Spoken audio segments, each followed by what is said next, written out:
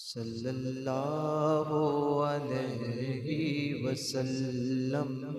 हजरत अली करमल्लाहु ताला वजहुल करीम सिर्फ सैयद नहीं, असले सैयद हैं। सारे सादात का सिलसिला हजरत अली और फातिमा से होता हुआ हुजूर अकरम सल्लल्लाहु ताला अलैहि वसल्लम तक पहुंचता है। अल्लाह रब्बुल इज्जत ने हजरत अली को बेशुमार फजाइल और मनाकिब से नवाजा। आपकी फजीलत की एक जिहत यह है कि आप सहाबा में दाखिल हैं। आपकी फजीलत की एक जिहत यह भी है कि आप खुलफाए राशिदीन में भी दाखिल हैं। आपकी फजीलत की एक हैसियत यह भी है कि आप अहले बैत में भी दाखिल हैं। और आपकी फजीलत की एक जिहत यह भी है कि रसूल पाक के दामाद भी हैं। अल्लाह के नबी सैयद आलम सल्लल्लाहु अलैहि वसल्लम ने हजरत अली की शान में जितनी हदीसें बयान की हैं, किसी और सहाबी की शान में इतनी हदीसें नहीं बयान की हैं। और अल्लाह के नबी सैयद आलम सल्लल्लाहु अलैहि वसल्लम ने हजरत अली को अपनी मोहब्बतों से जितना नवाजा है उतना किसी और सहाबी को नहीं नवाजा है। हजरत अली करमल्लाहु ताला वजहुल करीम को अल्लाह के नबी ने इतना नवाजा कि बाज उलूमो मारिफ में सारे सहाबा में आपको मुमताज कर दिया। हजरत अब्दुल्ला इब्ने मसूद फरमाते हैं, और अब्दुल्ला इब्ने मसूद कौन है आपको मालूम है? अल्लाह के नबी ने फरमाया, रज़ीतु लि उम्मती मा रज़िय लहा इब्नु उम्मे अब्द व सखितु लि उम्मती मा सखित लहा इब्नु उम्मे अब्द। यानी इब्ने मसूदिन, मैं अपनी उम्मत के लिए वही पसंद करता हूँ जो अब्दुल्ला इब्ने मसूद मेरी उम्मत के लिए पसंद करते हैं। मैं अपनी उम्मत के लिए उस चीज को नापसंद करता हूं जो अब्दुल्ला इब्ने मसूद मेरी उम्मत के लिए नापसंद करते हैं। अब्दुल्ला इब्ने मसूद फरमाते हैं कि इल्मे मीरास, इल्मे फराइज और इल्मे कज़ा में हजरत अली से बड़ा आलिम मैंने मदीना मुनव्वरा में किसी को नहीं देखा। हजरत आयशा सिद्दीका फरमाती हैं कि मैंने शरीयत का अली से बड़ा जानकार किसी और को नहीं देखा। मसाइल शरीयत का सबसे बड़ा आलिम मैंने अली को देखा।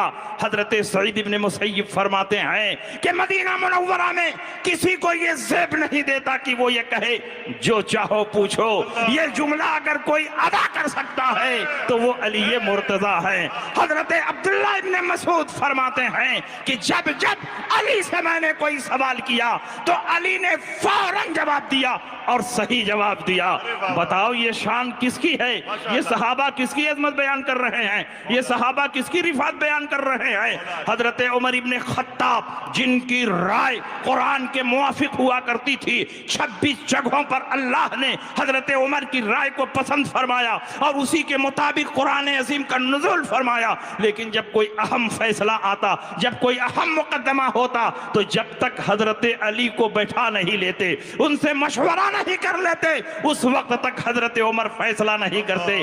और अगर इत्तेफाक से अली मौजूद ना होते तो हजरत उमर फैसला करते वक्त बार बार अल्लाह की पनाह मांगते थे। वकान उमर इब्नुल खत्ताब यतअव्वज़ु बिल्लाहि मिन मुज़लतिन लैसा फीहा अबुल हसन, जिसमें अबुल हसन मौजूद ना हो, अली मौजूद ना हो और अली को फैसला करना, हजरत उमर को फैसला करना हो, तो बार बार उमर अल्लाह की पनाह मांगते थे। ऐ अल्लाह फैसला कर रहा हूँ, अली मौजूद नहीं है कि मशवरा करूँ। ऐ अल्लाह मेरा फैसला गलत न होने पाए, सही हो जाए। एक मर्तबा हजरत उमर ने एक औरत के बारे में फैसला सुनाया कि इसको संसार किया जाए, और करीब था कि चारों तरफ से पत्थरों की बारिश हो जाती और उस औरत को संसार कर दिया जाता, उस पर पत्थरों की बरसात होती और वो औरत मर जाती। इतने में हजरत अली आ गए, कहा क्या मामला है? तो हजरत उमर ने फरमाया इस औरत ने जिना किया है, इसके पेट में जिना का बच्चा मौजूद है और शहादत शरई और इकरार से साबित हो चुका है कि इस औरत ने जिना किया है, इसलिए मैंने संसार का फैसला किया है।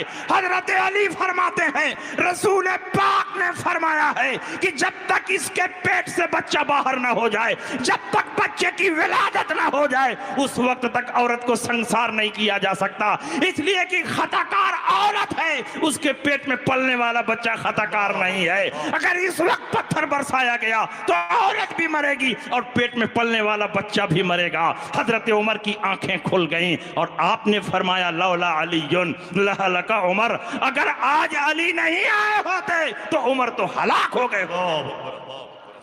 ये शान है हजरत अली करमल्लाहु ताला वजहुल करीम की। और आज कंप्यूटर का दौर है, कैलकुलेटर का दौर है। बड़े बड़े हिसाब को कैलकुलेटर चंद मिनटों में समेट देता है, लेकिन हजरत अली का दिमाग कंप्यूटर और कैलकुलेटर से ज्यादा तेज चलता था।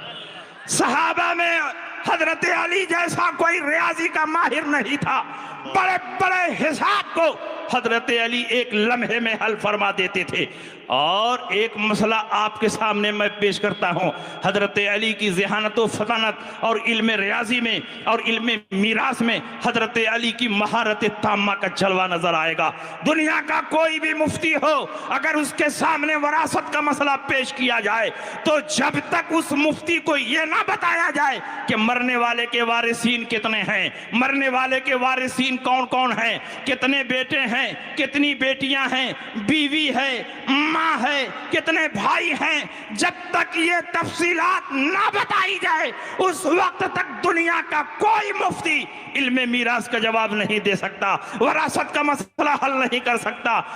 वारिसीन हैं, उनकी तादाद कितनी है वो खुद ही बता देता है कि मरने वाले के वारिसीन इतने हैं, उनकी तादाद ये है। आप जरा सुनिए हजरत अली की ज़हानत और फतानत का क्या आलम है। आदमी जब उलझन में होता है तो फतवा नहीं देता, फैसला नहीं करता, वो कहता है बाद में आना। इतने मेंबर पर खुतबा दे रहे हैं और सवाल हो रहा है, 1 मिनट के लिए खुतबा रोका और उसके लायन हल मसले को हल फरमा दिया।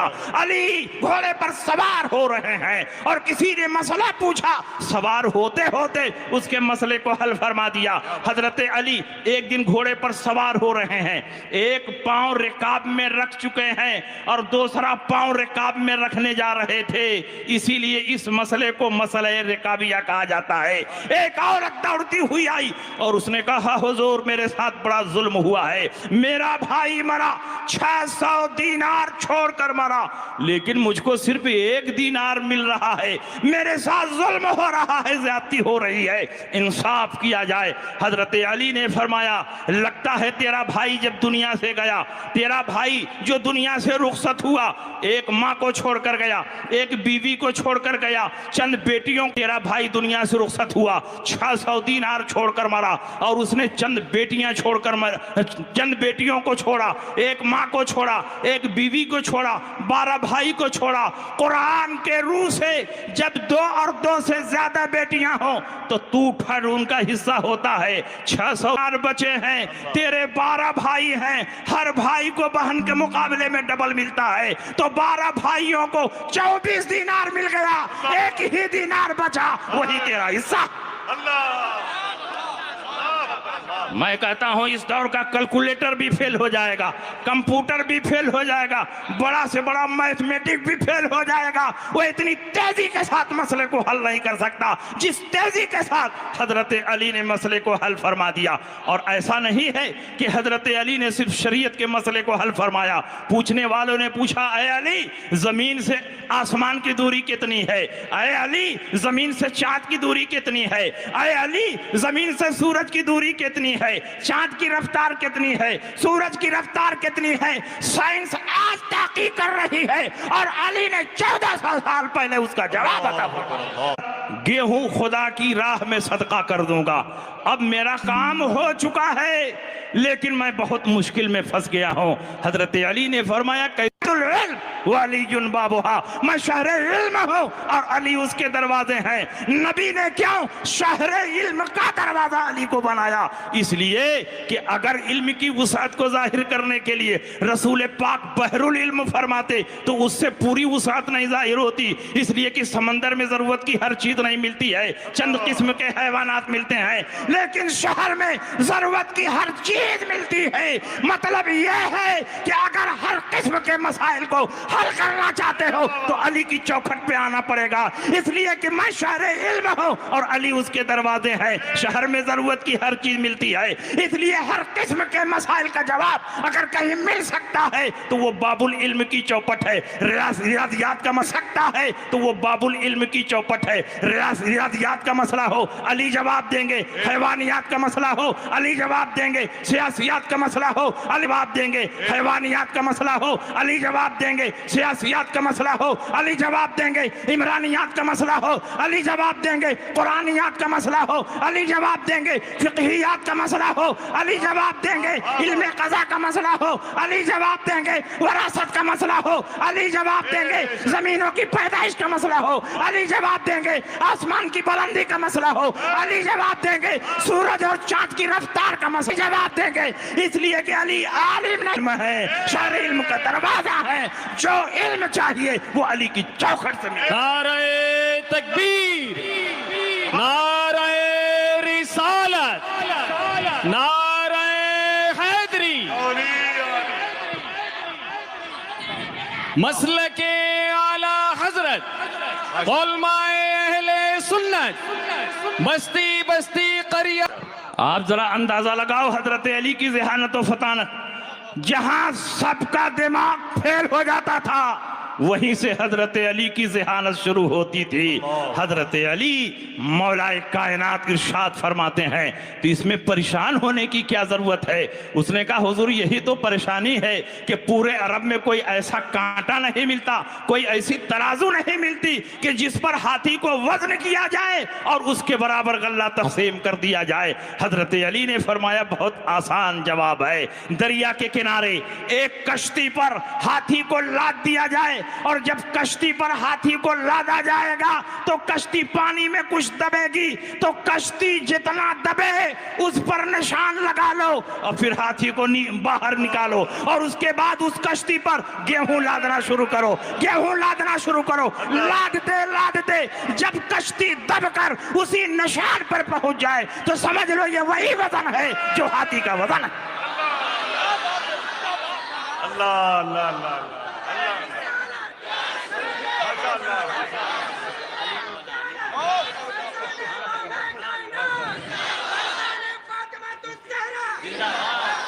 वाह वाह वाह वाह माशाअल्लाह।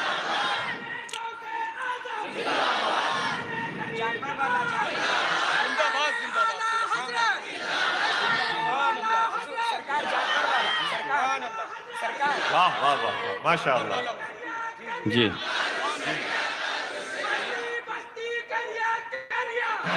माशाअल्लाह।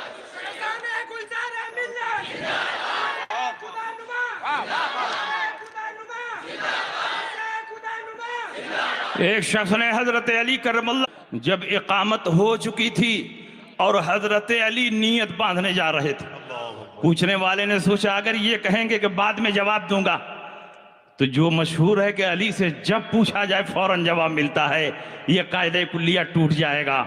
और अगर अली जवाब देंगे तो जवाब इतना तफसीली होगा कि कई दिन गुजर सकते हैं, कई हफ्ते गुजर सकते हैं, जवाब कंप्लीट नहीं होगा। दोनों सूरतों में हजरत अली पर इल्जाम कायम होगा, लेकिन उसे मालूम नहीं है कि ये बाबुल इल्म है, मौलाए कायनात हैं, दामादे पैगंबर हैं, शेरे खुदा हैं, फातिह खैबर हैं। उनके सीने पर हाथ रखकर नबी ने फरमाया था अल्लाहुम्मा इहदे क़ल्बा, अल्लाह अली के सीने को रोशन फरमा। तो अल्लाह ने अली के सीने को इतना रोशन फरमा दिया कि अली का सीना इल्मे नबी का मदीना बन गया। जैसे ही हजरत अली मुसल्ले की तरफ बढ़े उसने कहा हुजूर एक सवाल का जवाब दे दे, कौन जानवर अंडा देता है और कौन जानवर बच्चा देता? उसने सोचा कि हजरत अली सिर्फ अरब के जानवरों की तफसीलात बताएंगे तो कई हफ्ते गुजर जाएंगे, लेकिन मौला अली ने दो जुमलों में जवाब को समेट दिया।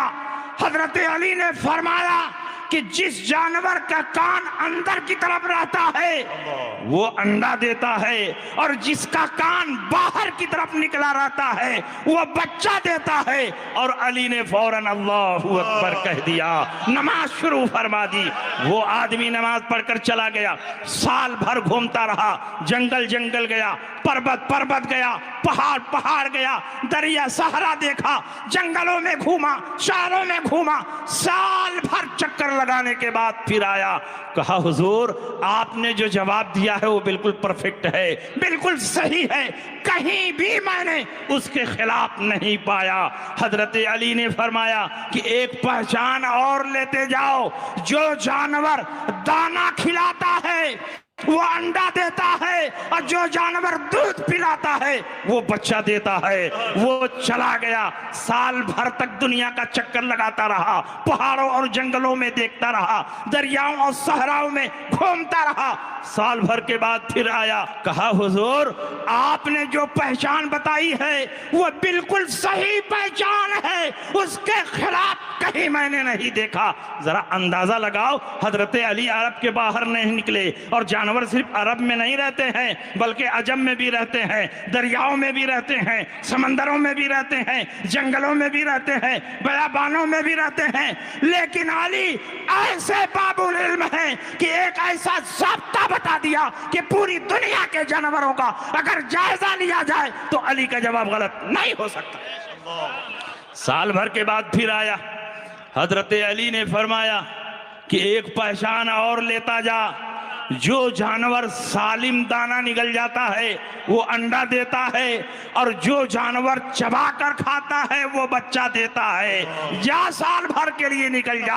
कदमों पर गिर गया, कहा हुजूर अब मैं नहीं जाऊंगा, इसलिए कि साल भर मैंने चक्कर लगा कर देख लिया है, आप जो जवाब देते हैं वो जवाब बिल्कुल सही होता है।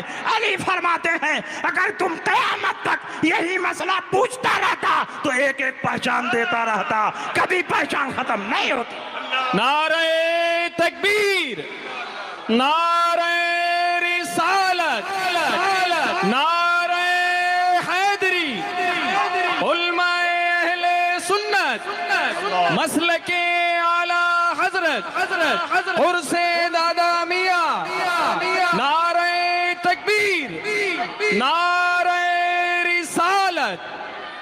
बहुत अच्छे, सुभान अल्लाह। हजरत अली करमल्लाहु ताला वजहुल करीम का इल्म देखो, आपका इल्म सिर्फ कुरान को मुहित नहीं है, आपका इल्म सिर्फ हदीस को मुहित नहीं है, आपका इल्म सिर्फ तारीख को मुहित नहीं है, आपका इल्म सिर्फ रियाजी मुहित नहीं है, बल्कि आप हैवानियात का भी इल्म रखते हैं, इमरानियात का भी इल्म रखते हैं, अफलाक का भी इल्म रखते हैं, अर्जियात का भी इल्म रखते हैं। दुनिया में जितने उलूम राइज हैं तमाम उलूम के इल्म का दरवाजा अगर कोई हो सकता है तो वो मौला अली है। और हजरत अली की ज़हानत व फतानत देखिए। एक शख्स आया और उसने कहा हुजूर मैं बकरियां पालता हूं, बकरियां पालता हूं और बकरियों की देख रेख के लिए कुत्ता भी पालता हूं। बकरियों के रेवड़ में एक बच्चा पैदा हुआ है और समझ में नहीं आ रहा है कि ये कुत्ते का बच्चा है कि बकरी का बच्चा है, इसलिए कि मेरे पास कुत्ते भी बहुत हैं और बकरियों का रेवड़ भी है, और बकरियों की रेवड़ के बीच में एक बच्चा मिला है। समझ में नहीं आता है कि वो कुत्ते का बच्चा है कि बकरी का बच्चा है। हजरत अली ने फरमाया कि देखो बोलता कैसा है, अगर कुत्ते की तरह बोलता है तो कुत्ते का बच्चा है, और बकरी की तरह बोलता है तो बकरी का बच्चा है। उसने कहा हुजूर कभी कुत्ते की तरह बोलता है कभी बकरी की तरह बोलता है। हजरत अली ने फरमाया उसके सामने पानी रख कर देखो, अगर वो जबान से चाट के पीता है तो कुत्ते का बच्चा है, और अगर होठों से पीता है तो बकरी का बच्चा है। उसने कहा हुजूर कभी होठों से पीता है कभी जबान से चाट के पीता है। हजरत अली ने फरमाया उसके सामने गोश्त रखो और उसके सामने घास रखो, सब्जियां रखो, अगर सब्जियां खाए तो वो बकरी का बच्चा है, गोश्त खाए तो कुत्ते का बच्चा है। उसने कहा हुजूर कभी सब्जी खाता है कभी गोश्त खाता है। हजरत अली ने फरमाया कि देखो अगर बकरियों में मिलजुल के रहता है तो वो बकरी का बच्चा है, अगर कुत्तों में मिलजुल के रहता है तो वो कुत्ते का बच्चा है। कहा हुजूर कभी बकरियों में रहता है कभी कुत्तों में रहता है। हजरत अली ने सोचा कि अब ऐसा जवाब दे दूं कि ये सिलसिला ही खत्म हो जाए। हजरत अली ने फरमाया उसका पेट फाड़ कर देखो, अगर अतड़ियों का गुच्छा नजर आए तो वह बकरी का बच्चा है, और एक आंख नजर आए तो वो कुत्ते का बच्चा है। अब यहां तो नहीं कह सकता कि एक बार फाड़ के देखा तो ऐसा मिला, एक बार फाड़ के देखा तो वैसा मिला। हजरत अली ने ऐसी उसकी बोलती बंद कर दी कि अब उसके बाद सवाल करने की गुंजाइश नहीं बची। उसे इफा लेना ये लुगत के भी खिलाफ है, ये दयानत के भी खिलाफ है। रसूल पाक सय्यद आलम सल्लल्लाहु अलैहि वसल्लम ने किस मौके पर यह हदीस इरशाद फरमाई थी? उस मौके पर यह हदीस इरशाद फरमाई जब रसूल पाक हज्जतुल वदा से फारिग होकर जा रहे थे। नबी अकरम सल्लल्लाहु अलैहि वसल्लम को इत्तला मिली कि बाद सहाबा ने अली पर तनकीद की है, अली को तनकीद का निशाना बनाया है। नबी की गैरत बेदार होती है, नबी की रहमत छोम जाती है।